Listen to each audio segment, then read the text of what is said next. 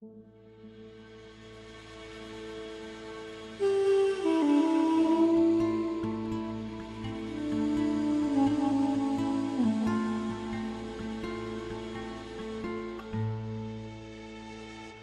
الله الرحمن الرحيم الحمد لله رب العالمين وصلى الله على سيدنا محمد وعلى آله وصحبه والتابعين وبعد أيها الملأ الكريم السلام عليكم ورحمة الله وبركاته.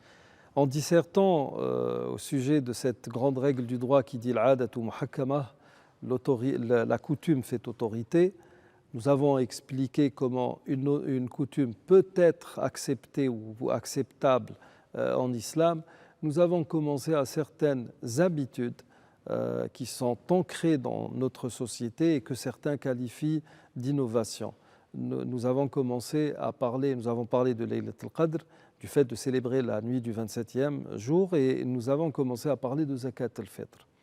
Nous avons une tendance qui nous dit actuellement que nous n'avons pas le droit, à l'image de ce qui a été fait par le messager de Dieu et à l'image de ce qui a été fait, décrété par les 4 principaux imams, les 4 grandes écoles juridiques, que la chose, on doit s'en acquitter en tout cas en nature, en denrées alimentaires. Nous avons un hadith du messager de Dieu alayhi salam, ou un hadith qui nous dit que le messager de Dieu alayhi salam donnait un sa', une unité, c'est-à-dire l'équivalent de 4 poignées généreuses, soit de dattes ou d'orge. Et nous avons aussi un autre hadith qui nous explique quand est-ce que l'on doit s'acquitter de cette zakat. Alors maintenant, les gens ont pris l'habitude de donner de l'argent. Là, ce qu'il faut comprendre, et là je réponds à ceux qui disent que c'est une innovation parce que ça n'en est pas, nous avons des cultes à vocation révélée, ibadatun ma'qulatul ma'na, et des cultes à vocation non révélée, ibadatun ghayru ma'qulatil ma'na. Quand on fait ces ablutions pour la prière, beaucoup pensent que nous faisons cela pour nous nettoyer. Non, c'est une purification virtuelle. D'ailleurs, la preuve est que quand il n'y a pas d'eau, nous recourons à une terre pure. Et la terre ne va pas vous nettoyer, même si elle peut vous purifier, scientifiquement parlant. Nous sommes donc dans un culte à vocation non révélée. Pourquoi est-ce que nous faisons ces ablutions? Pourquoi est-ce que Salat al-Dohr, c'est 4 génuflexions, pas 3 et pas 4? Nous ne le savons pas. C'est comme ça que la chose nous a été commandée. Ensuite, nous avons des cultes à vocation révélée, c'est-à-dire qu'il y a une conséquence à ce culte. Et là, c'est l'exemple le plus parfait, ou ce qui illustre cet exemple, c'est l'aumône, zakat.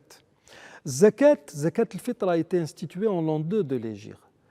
Zakat al-Hawl, l'aumône légale, a été instituée en l'an 6. Quand le messager de Dieu alayhi salam, a envoyé Mu'adh ibn Jabal au Yémen en tant que gouverneur, il devait prélever, quand il prélevait la zakat par exemple, ce que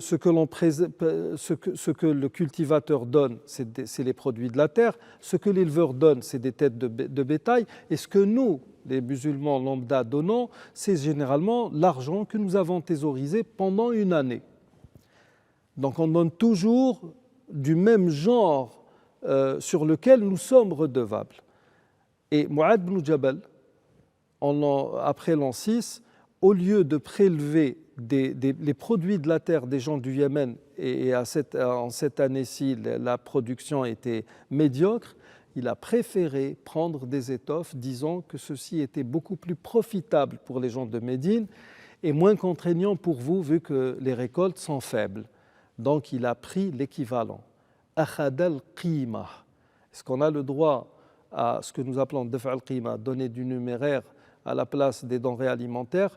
Nous affinerons notre réponse demain un peu plus. D'ici là, je vous dis astawdi'ukumullah alladhi la tadi'u wada'i'uhu. Assalamu alaykum wa rahmatullahi wa barakatuh.